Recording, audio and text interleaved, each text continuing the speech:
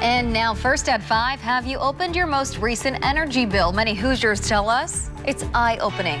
We are working for you to get answers as to what's behind the increase.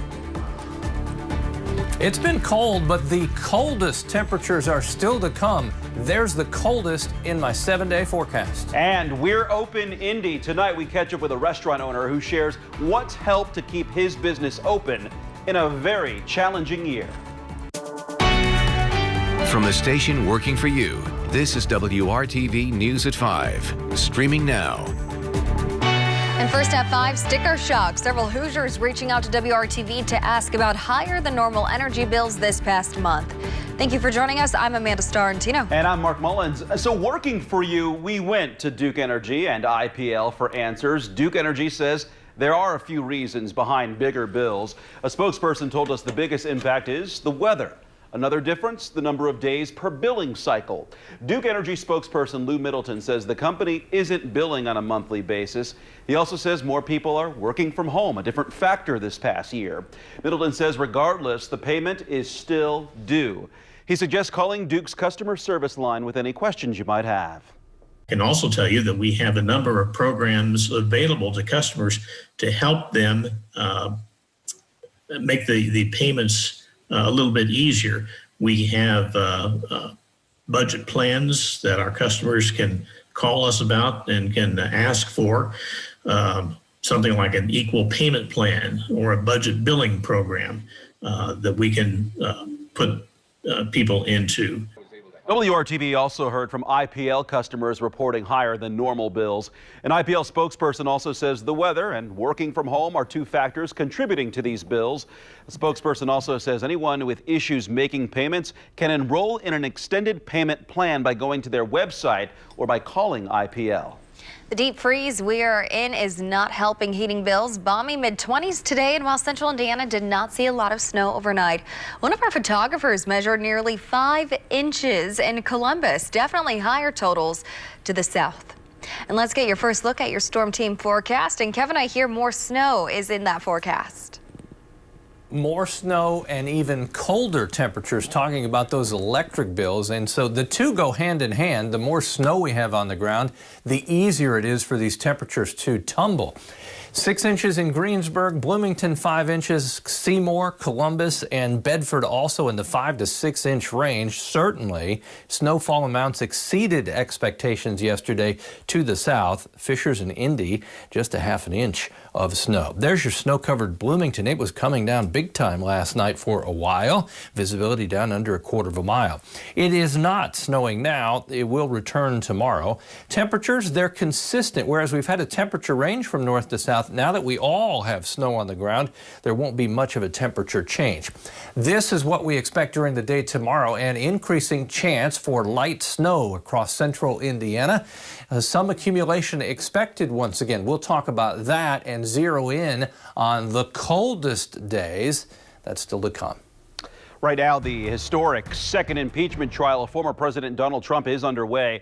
The proceeding is being held inside the same chamber where a mass of Trump supporters violently stormed the Capitol on January 6th. Many of those same lawmakers who witnessed and were targets of that deadly violence are seated as jurors. ABC's Faith Abube is on Capitol Hill now with the very latest. Congressional Democrats kicking off the first day of Donald Trump's second impeachment trial for incitement of insurrection. The Senate will convene as a court of impeachment. Lead House impeachment manager Jamie Raskin recalling the terrifying attack on the U.S. Capitol January 6th that's led to this moment. Even before opening arguments, Raskin previewing the Democrats' case, showing the timeline of how Trump fed a mob of his supporters lies about the 2020 presidential election being stolen. Fight like hell. And if you don't fight like hell, you're not going to have a country anymore. Motivated them and sent them towards the Capitol to fight. Senators, this cannot be our future. But Trump's defense team already arguing that same evidence will exonerate the former president. We can't be thinking about that. We can't possibly be suggesting that we punish people for political speech in this country. Some of Trump's own supporters, however, blaming him for their actions on January 6th. There's a million of us out there, and we are listening to Trump. You're the boss. An ABC News investigation finding out of 200 accused Capitol rioters, more than a dozen claimed they were following Trump's guidance. But as the trial begins, the first step is whether holding the trial itself is constitutional. Both sides getting up to 4 hours to argue if an impeachment trial of a president who has left office is lawful. It's going to be highly unlikely that there'll be anywhere near enough for conviction when you consider that there aren't even enough to really continue the trial at all. And later on this evening, we're expecting a vote on the constitutionality of this trial. It requires a simple majority, and since Democrats control the Senate, it's expected to pass. Faith Abube, ABC News, Washington. New developments today in the helicopter crash that killed retired NBA star Kobe Bryant, one of his daughters, and 7 other people last year. Federal safety officials are blaming the crash on the pilot's poor decision to fly into clouds, where he became disoriented and plunged into a Southern California hillside. The NTSB today said poor visibility because of thick fog north of Los Angeles probably led to the pilot to becoming disoriented. Investigators say the pilot, who frequently flew Bryant, ignored his training and violated federal regulations. The crash happened on January 26th of last year. Now to the coronavirus situation in Indiana and the state's response to bring it under control. As of this morning, nearly 719,000 Hoosiers have received the first dose of the vaccine. That is an increase of nearly 20,000 from yesterday's number. More than 240,000 are fully vaccinated. And today, the state reported an increase of 1,225 new cases. Those were recorded between August 12th and yesterday. The 7-day positivity rate is down to 6.4%. But the number of people dying with COVID remains high. The state reported 67 more deaths today. They occurred between December 24th and yesterday. More than 11,500 people have died with COVID since the middle of March. And help is on the way for residents of Hamilton County who are having trouble paying their rent due to COVID-19. The county has been awarded a $10 million emergency rental assistance grant from the U.S. Department of Treasury. This money will assist renters who are unable to pay rent and or utilities due to loss of income from the pandemic. The funds will be administered by the Westfield Washington Township Trustee's Office. They'll start accepting applications in the spring. In celebration of Black History Month, we here at WRTV, we are putting the focus on Black-owned businesses. It's part of our We're Open series, which is an effort to highlight business owners, the challenges they are facing, and their continued fight to stay open during the pandemic. Our Nicole Griffin takes us to Lawrence, where the owner of a local Jamaican restaurant shares the highs and lows of this past year. Our focus is just to bring authentic Caribbean food to the community, as well as the culture, in a vibrant atmosphere. After 6 years of operating the Blue Lagoon in Broad Ripple, Graham Levy is now closer to home. I've lived in this neighborhood since 1998, and I kind of saw a niche for something like this in the neighborhood. He relocated the Jamaican kitchen 3 years ago to Pendleton Pike near East 62nd Street in Oaklandon. If you've ever been to the Caribbean before, the moment you approach the restaurant, and definitely when you come through the door, it takes you right back. The music, the vibrancy of the decor, the colors, the scenery. Like most business owners, Levy says there's been positives and negatives this past year during the pandemic. Takeout business and delivery business increased dramatically. Of course, the dine-in business took a hit. So that has been one of our focus here as of late. He says the business has seen success with their food trucks despite event cancellations, which would typically fill the schedule.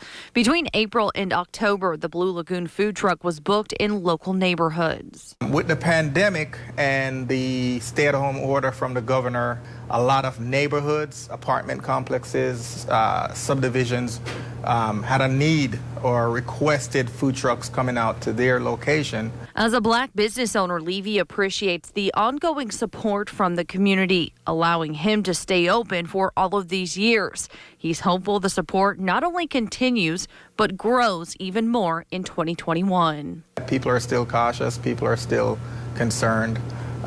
So we kind of take it in stride. Working for you, Nicole Griffin, WRTV. This spring, Levy plans to build an outdoor seating area with about 30 seats. If you want to visit the food truck, he says they typically post their location on their social media pages. And right now on WRTV.com and the WRTV News app, you can find all of our Black History Month stories. Still ahead on WRTV, more than 11,000 Hoosiers have died with COVID since the pandemic started. Tonight, we remember the first and hear a story that has not been shared until now. Buttigieg in quarantine. Why South Bend's former mayor and the new U.S. Transportation Secretary will not be seen in person for a while. And there's no sign yet in a break from our cold snap. In fact, it looks like we'll see our coldest temperatures so far this winter arriving this weekend.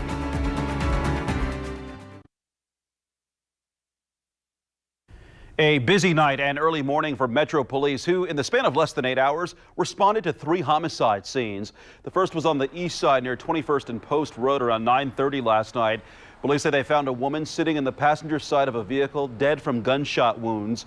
The coroner has identified her today as 33-year-old Vivian Clark.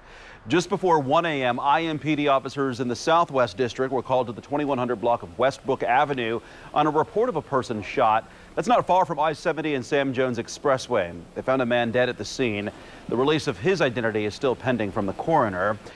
And then just before 5 this morning on the northeast side of police say a woman was shot inside a laundromat near East 38th Street and North Sherman Drive.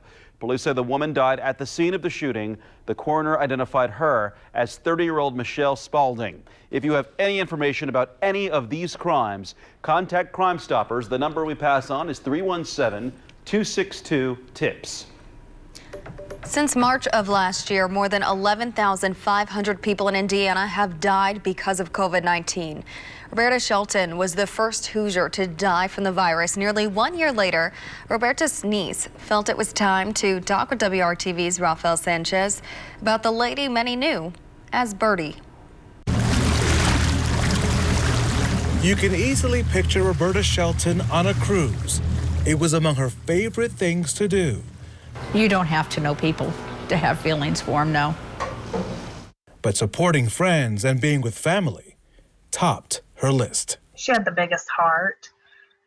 If you needed her, she would have been there. Farrah Gibbons says she and her Aunt Roberta talked every day. Their toughest call was in March 2020. Farrah rushed to Community East Hospital to find Roberta on a ventilator. She was a diabetic who on occasion was treated for bronchitis. She squeezed my hand and she tried to look over at me. And I just told her we were there for her, just to try and stay strong and fight it off.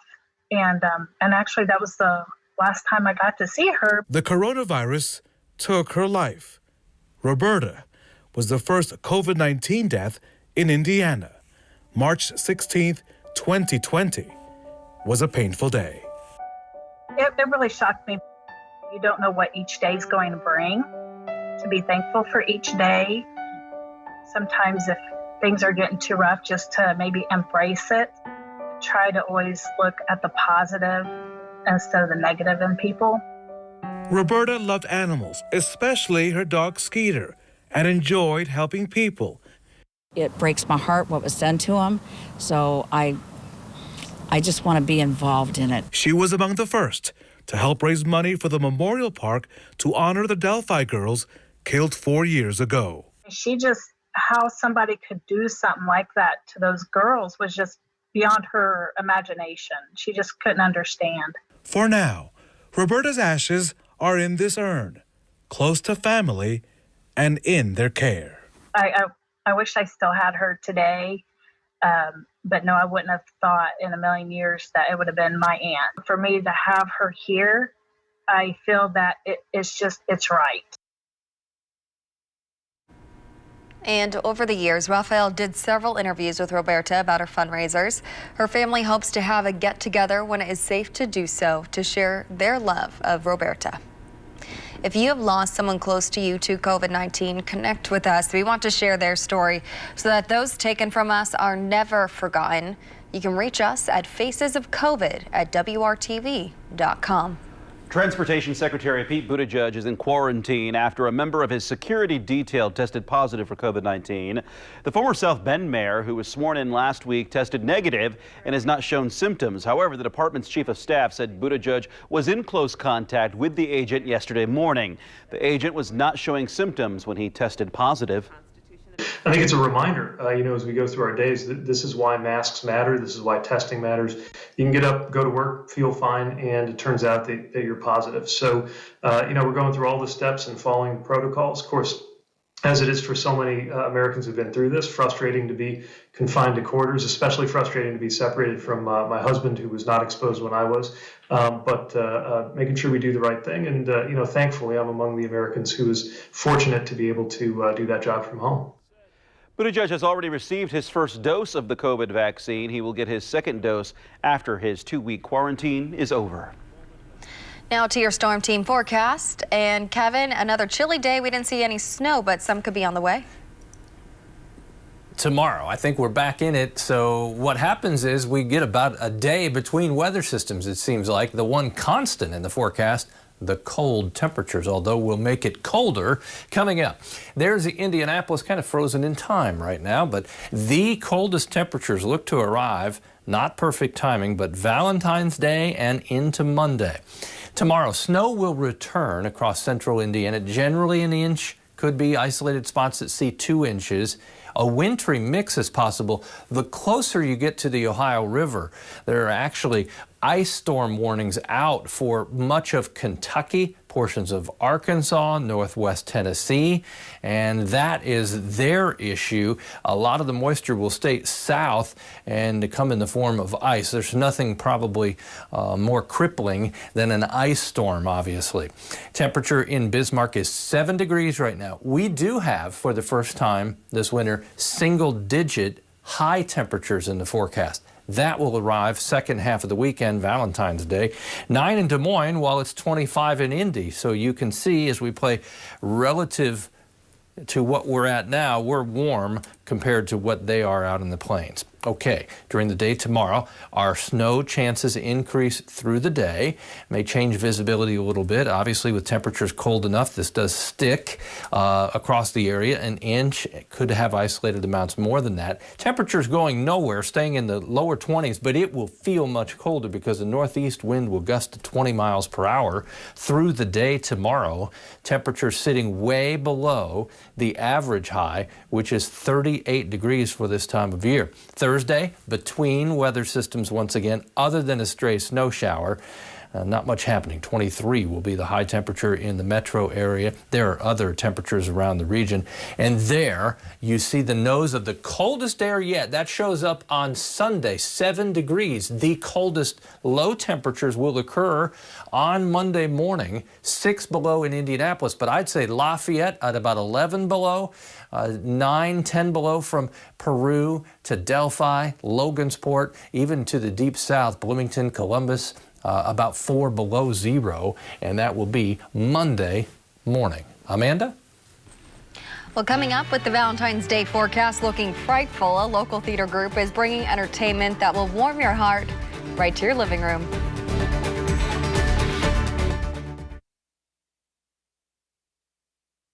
Today we're putting a special Valentine's Day performance in the spotlight. La La Love will be the first production in a year for the local theater Magic Thread Cabaret. The original show is inspired by the film La La Land. The performance will take place at the Phoenix Theater in downtown Indianapolis with no audience. It will be streamed online.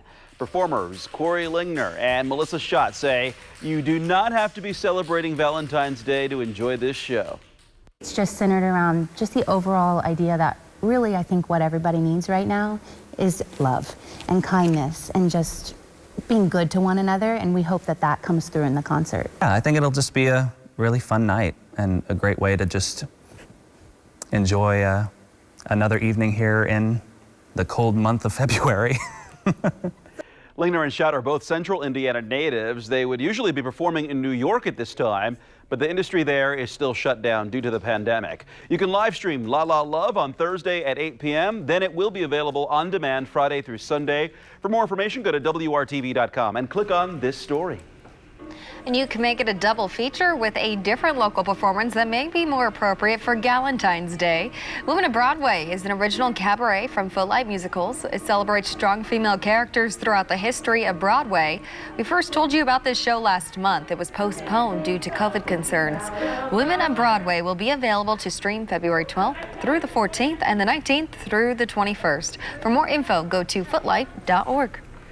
When the interstate system was constructed in downtown Indy decades ago, communities were destroyed, many families displaced. Tonight at 6 p.m., how where many of you drive every day has a different meaning for some families in central Indiana. Little girls are no longer growing up afraid to wear their natural hair. That's because times are changing. Next at 5:30, in honor of Black History Month, we are looking at the evolving industry of hair care for men and women of color.